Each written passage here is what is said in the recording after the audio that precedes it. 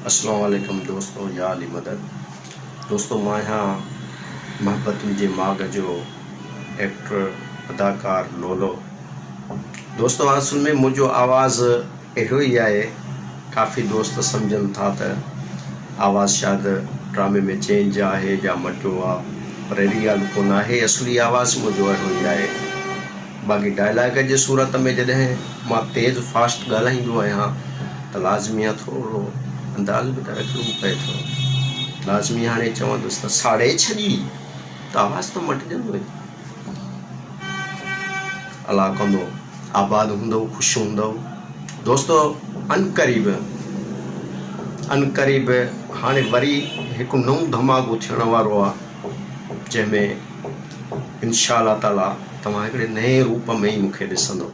ऐं हा, मोहब्बतुनि जे माग खां पोइ काफ़ी उस्ताद सागर आरन साहब जी सिक हूंदी, ॾाढो उस्ताद यादि ईंदो, छो त सॼण हमेशह यादि ईंदा।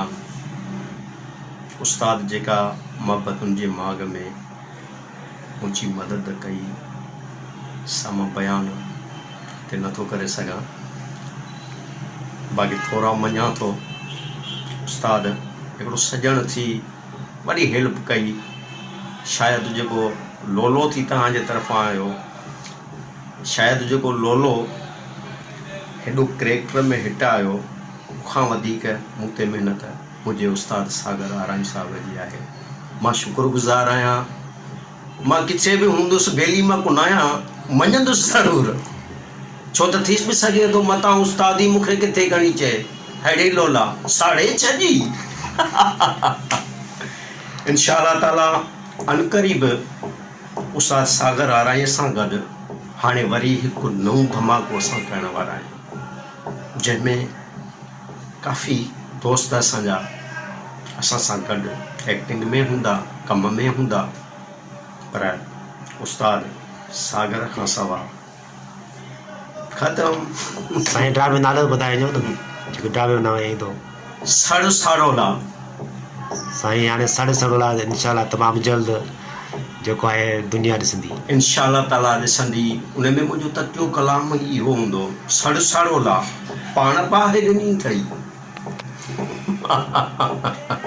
बाबा साईं जेको हाणे लोले साहब ॻाल्हायो, बिल्कुलु इहो महिनत हिन जी आहे न सही, बाक़ी जेको असां महिनत, इहा हक़ीक़त आहे उस्ताद, इहा हक़ीक़त आहे।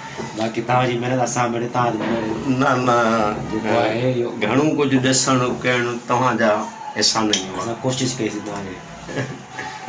महिरबानी उस्ताद आहियो। इंशाअल्लाह तमामु जल्द जेको आहे असां हिकु नए चैनल धमाको कंदासीं, जंहिंजो नालो आहे ड्रामे जो सड़ साड़ोला ऐं पाण पाहे ॾिनी ख़बर पइजी वेंदी त आहे छा नओं आइटम।